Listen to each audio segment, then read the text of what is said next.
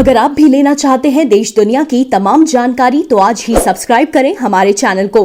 साथ ही नीचे दिए बेल आइकन को जरूर दबाएं ताकि हर अपडेट आप तक पहुंच सके। नमस्कार, नेटवर्क पर आप सभी का स्वागत है। देश महामारी से जूझ रहा है, लेकिन कुछ लोगों को राजनीति से फुर्सत नहीं है, अपनी निजी स्वार्थों से ऊपर उठने की फुर्सत नहीं है। अब आप किसान आंदोलन की ही बात कर लीजिए। 3 कृषि सुधारों को वापस लेने की जिद पर अड़े कुछ किसान नेता दिल्ली की सीमाओं पर अपने समर्थकों के साथ धरना प्रदर्शन कर रहे हैं। 6 महीने हो गए हैं, मानने को तैयार नहीं है। सरकार को चेतावनी पर चेतावनी दिए जा रहे हैं। देश में कोरोना की क्या स्थिति है, इससे भी इनको कोई फर्क नहीं पड़ता। आप कितना भी समझा लीजिए, लेकिन ये कहते हैं कि हम हटेंगे नहीं, हमको हटाने की हिम्मत भी मत कीजिएगा। इस तरह की चेतावनी देते हैं सरकार को। अब आप देखिए, सिंघू बॉर्डर से खबर आती है कि 2 किसानों की कोरोना संक्रमण से मृत्यु हो गई। जांच भी कराने को राजी नहीं है ये लोग। और आप देखिए कि अगर ये संक्रमण फैलता है तो कितने लोगों की जिंदगी पर खतरा बन सकता है, लेकिन इस बात को कोई समझने को तैयार नहीं है। चेतावनी सरकार को दिए जा रहे हैं। दिल्ली में खासतौर पे अब इस समय जैसा कि चक्रवाती तूफान आया कुछ राज्यों में, उसका असर उत्तरी भारत पर भी पड़ा। लगातार बारिश जारी है। दिल्ली में 70 साल का रिकॉर्ड टूट गया मई में, खासतौर पे जिससे आपका मौसम रहा। तो इन सबके भी बावजूद इनको कोई फर्क नहीं पड़ रहा है। इन्होंने अपने समर्थकों को भारी ठंड के दौरान भी वहीं जमाए रखा। अब भी चाहे मौसम कितना भी बदलता रहे, महामारी कितनी भी बढ़ते रहे, इनको कोई फर्क नहीं पड़ रहा है। वहां पर अपने समर्थकों के साथ बैठे हुए, सरकार की बात सुनने को राजी नहीं है। और समाज के विभिन्न वर्गों ने इनको समझाने की कोशिश की, लेकिन ये समझने को राजी नहीं है। एक बयान जारी कर उन्होंने क्या चेतावनी दी है सरकार को, ये बताते हैं। साथ ही बात को बताएंगे कि राष्ट्रीय राजधानी दिल्ली में इस समय मौसम की क्या स्थिति है, क्योंकि कई जगह से जल भराव की खबरें हैं। तो राष्ट्रीय राजधानी दिल्ली और उसके आसपास के इलाकों के मौसम का भी आपको हाल बताएंगे। लेकिन सबसे पहले बात करते हैं जरा इस किसान आंदोलन की। राष्ट्रीय राजधानी में हो रही बारिश के कारण बढ़ती मुश्किलों के बीच दिल्ली की सीमाओं पर प्रदर्शन कर रहे किसानों के संगठन संयुक्त किसान मोर्चा यानी एसकेएम ने केंद्र सरकार से कहा है कि हमारे धैर्य की परीक्षा नहीं लें, वार्ता की शुरुआत करें और हमारी मांगों को मान लें। उल्लेखनीय है कि पंजाब, हरियाणा और पश्चिमी उत्तर प्रदेश सहित देश के विभिन्न हिस्सों से हजारों की संख्या में किसान दिल्ली के 3 सीमा बिंदुओं सिंघू, टीकरी और गाजीपुर में करीब 6 महीने से धरना दे रहे हैं। वे 3 कृषि कानूनों को वापस लेने और न्यूनतम समर्थन मूल्य की कानूनी गारंटी की मांग कर रहे हैं। संयुक्त किसान मोर्चा ने एक बयान जारी कर कहा, किसान आंदोलन में 470 से अधिक किसानों की मौत हो चुकी है।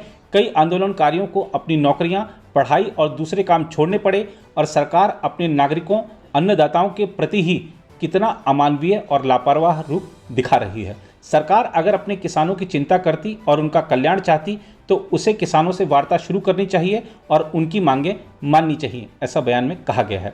संगठन ने सरकार को चेतावनी दी है कि किसानों के धैर्य की परीक्षा नहीं लें।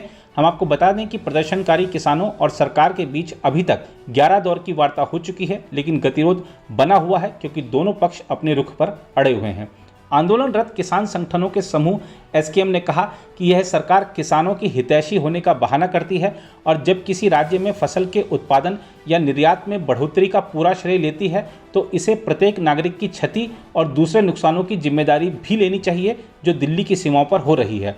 किसानों ने कहा, बारिश के कारण भोजन और आवास की स्थिति खराब हो रही है। सड़कें और प्रदर्शन स्थल के कई हिस्से बारिश के पानी से भर गए हैं।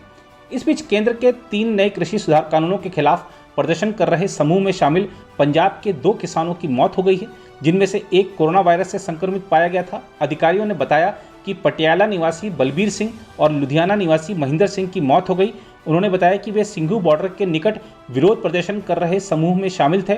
सोनीपत के मुख्य चिकित्सा अधिकारी जसवंत सिंह पुनिया ने बताया कि बलबीर को पिछले 2 दिन से बुखार था। उन्होंने बताया कि बलबीर को सरकारी अस्पताल ले जाया गया, जहां चिकित्सकों ने उसे मृत घोषित कर दिया और जांच में उसके संक्रमित होने की पुष्टि हुई। हालांकि राई थाना प्रभारी विजेंद्र सिंह ने बताया कि उन्हें अभी स्वास्थ्य अधिकारियों से रिपोर्ट नहीं मिली है। कुंडली थाना प्रभारी रवि कुमार ने बताया कि महेंद्र का शव पोस्टमार्टम के लिए भेजा गया है और उसकी मौत का कारण अभी पता नहीं चल पाया है। उधर दिल्ली में चक्रवाती तूफान ताउते और पश्चिमी विक्षोभ के कारण गुरुवार को सुबह 8:30 बजे तक बीते 24 घंटों में रिकॉर्ड 119.3 मिलीमीटर बारिश दर्ज की गई, जिसने मई में बारिश के पिछले सभी रिकॉर्ड तोड़ दिए। भारत मौसम विज्ञान विभाग यानी आईएमडी ने बताया कि 1976 में 24 मई को 60 मिलीमीटर बारिश दर्ज की गई थी और इस बार उससे दोगुनी बारिश दर्ज की गई। आईएमडी ने कहा कि शहर में बुधवार को अधिकतम तापमान सामान्य से 16 डिग्री सेल्सियस गिरकर 23.8 डिग्री सेल्सियस दर्ज किया गया, जो 1951 के बाद से मई में सबसे कम अधिकतम तापमान है। आईएमडी के क्षेत्रीय पूर्वानुमान केंद्र के प्रमुख कुलदीप श्रीवास्तव ने कहा, दिल्ली में बुधवार सुबह 8:30 बजे से गुरुवार सुबह 8:30 बजे तक रिकॉर्ड 119.3 मिलीमीटर बारिश हुई। उधर राष्ट्रीय मौसम पूर्वानुमान केंद्र के वरिष्ठ वैज्ञानिक आर.के. जिनामणि ने कहा, मई आमतौर पर सूखा रहता है। सामान्यतः दिल्ली में इस महीने 24 घंटों में अधिकतम 30 मिलीमीटर या 40 मिलीमीटर बारिश होती है, लेकिन यह अरब सागर से आ रही पश्चिमी विक्षोभ के संपर्क से पूरी तरह अलग व्यवस्था है। चूंकि इसके विशेष गुण दुर्लभ हैं, तो इतनी बारिश होना हैरानी की बात नहीं है। आईएमडी ने कहा कि बृहस्पतिवार को भी बारिश हो सकती है। मूसलाधार बारिश से बुधवार को सफदरजंग में अधिकतम तापमान गिरकर 23.8 डिग्री सेल्सियस रह गया। गुरुवार को न्यूनतम तापमान सामान्य से 7 डिग्री कम 19.3 डिग्री सेल्सियस दर्ज किया गया था। कुलदीप श्रीवास्तव ने कहा कि सफदरजंग में बुधवार को अधिकतम तापमान 23.8 डिग्री सेल्सियस दर्ज किया गया।